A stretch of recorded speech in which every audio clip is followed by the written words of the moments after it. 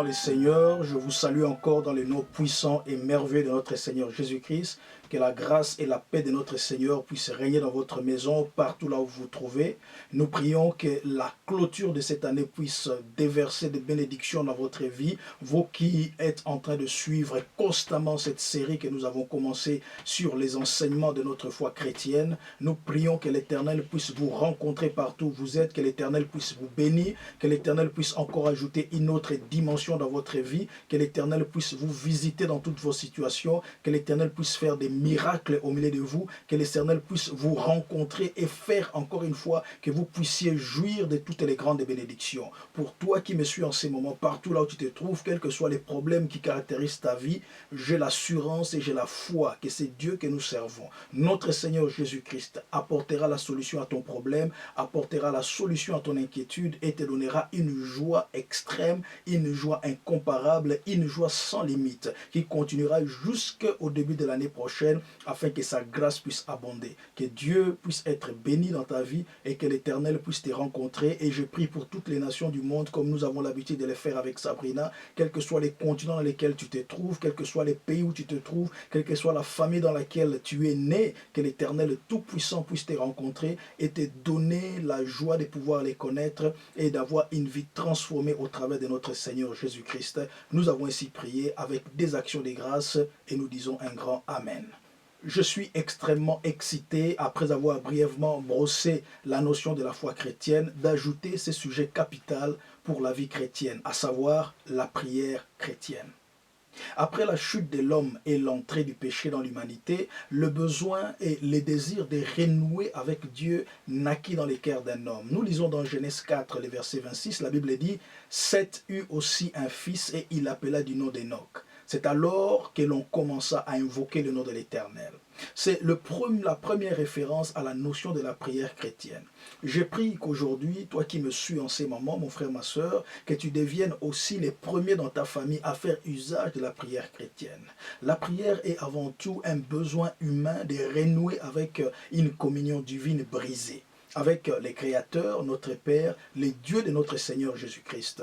Au-delà des avantages que nous tirons par ces moyens, l'ultime objectif de la prière est d'abord de rétablir la relation, la communion, l'intimité entre Dieu et nous. Il est donc important de saisir cette information, car lorsque le but d'une chose n'est pas clairement compris, l'abus n'est pas à exclure, disait le docteur Miles Monroe. Et je crois qu'il paraphrasait un tout petit peu notre Seigneur Jésus-Christ qui montrait ces abus dans la société juive dans Matthieu 6,5 où il dit « Lorsque vous priez, ne soyez pas comme les hypocrites qui aiment à prier debout dans les synagogues et au coin des rues pour être vus des hommes. » Je vous l'ai dit en vérité, ils reçoivent les récompenses. La prière, mon frère, ma soeur, ne doit pas s'accentuer autour d'une exhibition des formes, des vocales ou encore des postures, mais plutôt être la manifestation d'une amitié et intimité avec Dieu. Matthieu 6,6 nous dit ceci, mais quand tu pries, entre dans ta chambre, ferme la porte et prie ton Père qui est là dans les lieux secrets, et ton Père qui voit dans les secrets te les rendra. La prière a un caractère d'intimité a priori.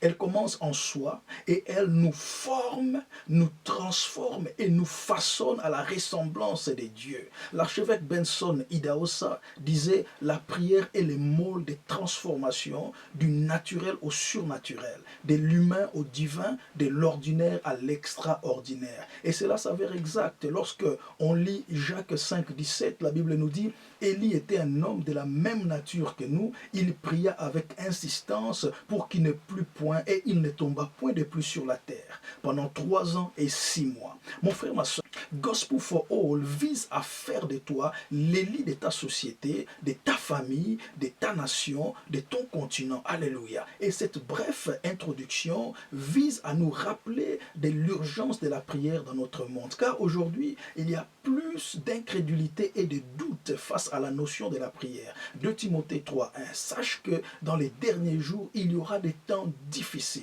Nous vivons, mon frère, ma soeur, dans un monde qui est aujourd'hui dominé par les découvertes scientifiques qui éclipsent le besoin de la prière et qui encouragent aussi l'abolition de la pratique de la prière chrétienne. En effet, le besoin de cette génération se caractérise par une soif pour plus d'instructions, des connaissances et des compréhensions considérées comme solutions aux problèmes humains. Mais nous savons, mon frère, ma soeur, que tous ces moyens, quoique utiles, ne pourvoient pourtant pas de solutions aux problèmes humains des bases. Seule la prière le fait. Matthieu 21, 22 nous dit ceci: tout ce que vous demanderez avec foi par la prière, vous le recevez.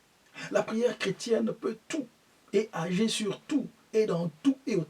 Ainsi, quelle que soit la dimension, la complexité, la distance, la localisation, la hauteur ou la profondeur de la situation, la prière influence et détermine les résultats. Mais elle doit nager dans les courants de la volonté de Dieu qui est simplement la parole de Dieu. 1 Jean 5, 14 nous dit: nous avons auprès de lui cette assurance que si nous demandons quelque chose selon sa volonté, il nous écoute. Voilà pourquoi c'est en demeurant auprès de Dieu, en partageant ces dons, nous serions en même de connaître ce que nous pouvons lui demander afin d'accomplir notre destinée. Ainsi, la combinaison qui garantit la réussite de la prière chrétienne est l'intimité du chrétien avec la parole de Dieu. Josué 1,8 nous dit ceci: que ce livre de la loi ne s'éloigne point de ta bouche, médite-les jour et nuit pour agir fidèlement selon tout ce qui est écrit, car c'est alors que tu auras du succès. Tu auras du succès dans tes entreprises et c'est alors que tu réussiras.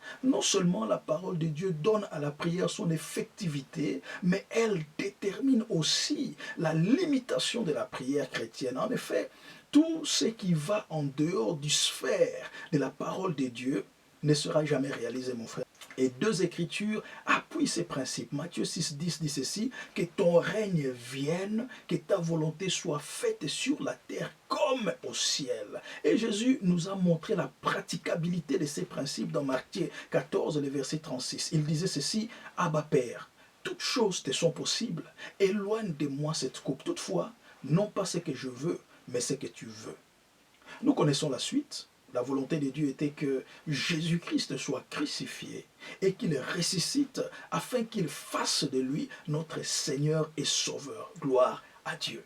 Aussi, je t'invite, mon frère, ma soeur, à revenir à la notion de la prière chrétienne. Comment? Eh bien, tout simplement en embrassant l'attitude des premiers apôtres qui allèrent vers Jésus lui dire: apprends-nous à prier. Luc 11, 1. Jésus priait un jour en un certain lieu. Lorsqu'il y achevait, un de ses disciples lui dit: Seigneur, enseigne-nous à prier comme Jean l'a enseigné à ses disciples.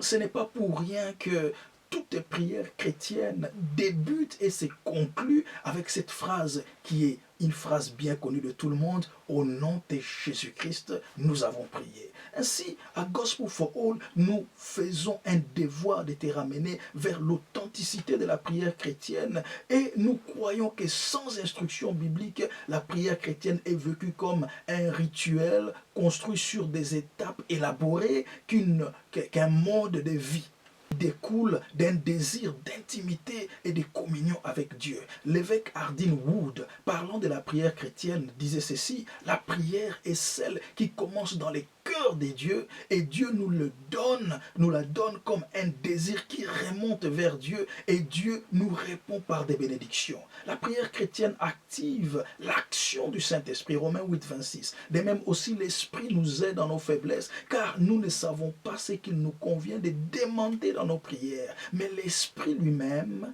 intercède par des soupirs inexprimables. Finalement, une question qui nous a toujours été posée à moi et à Sabrina: à quelle sorte de prière Dieu exauce? Eh bien, la réponse est simple: Dieu répond à la prière de ceux qui font de lui un plaisir. Psaume 37, verset 4 dit: fais de l'Éternel tes délices et il te donnera ce que ton cœur désire. Dans la prière, nous devons savoir que Dieu nous donne soit ce que nous demandons ou quelque chose de meilleur. Seuls ceux qui sont accoutumés à sa parole, qui apprécient cette libéralité divine. Tu te demandes: comment dois-je prier? Eh bien, quoi qu'il existe différentes méthodes, ce qui importe est d'avoir une relation personnelle avec Dieu. Oui, tu m'as entendu, j'ai bien dit une relation personnelle avec Dieu, mon frère, ma soeur, une relation personnelle avec Dieu. Et cette relation commence avec l'acceptation de Jésus-Christ dans ta vie comme Seigneur. Il n'y a aucune prière complète sans ces liens primaires. Jean 14 et 13 nous dit ceci, et tout ce que vous demanderez en mon nom, je le ferai, afin que le Père soit glorifié dans les Fils. Voici, Dieu te donne une opportunité de créer ces liens maintenant pour vivre les bénéfices de la prière chrétienne. Prends cette prière avec moi. Seigneur Jésus-Christ, je reconnais mon état de pécheur. Je renonce à mes péchés et à mon incrédulité. Je t'accepte aujourd'hui comme mon Seigneur et Sauveur. Je te confie la direction de ma vie. Apprends-moi à prier selon ton cœur. Amen. Tu es maintenant un enfant de Dieu. Je te conseille de lire la parole de Dieu, de méditer la parole de Dieu, de rejoindre une église remplie du Saint-Esprit et qui enseigne la vérité sans compromission, de pratiquer la foi en Jésus-Christ et de ne pas te fatiguer à prier. Jacques 1 au verset 26, au verset 16, il dit ceci, la prière fervente du juste a une grande efficacité. Bien-aimé dans le Seigneur, ces 15 minutes d'enseignement ne représentent qu'une fraction du contenu général. En effet, nous ne cessons de le répéter, Sabrina et moi, chaque sujet est élaboré avec plus de détails afin de vous donner une connaissance solide. Si vous êtes intéressé et voudriez les avoir afin d'assurer une édification et un perfectionnement personnel, écrivez-nous en utilisant l'un des contacts mentionnés ci-dessus. Notre website est www.gospelforall.org. Tu peux souscrire à la page contact, entrer tes détails, ton nom, ton numéro de téléphone, ton email, adresse, et tu peux aussi écrire ton impression, ton témoignage ou encore ta requête de prière. Nous t'enverrons à chaque fois tous les messages bibliques inspirés que nous écrivons, Sabrina et moi, chaque mois. Les autres contacts sont notre email, vous pouvez nous rejoindre sur gospelforall12 at yahoo.co.uk ou encore gospelforall12@gmail.com. Vous pouvez encore nous rejoindre sur Facebook à gospelforall12, à Twitter à gospelforall12, à YouTube gospelforall12. Que Dieu vous bénisse et encore une fois, Jésus-Christ est Seigneur. Amen.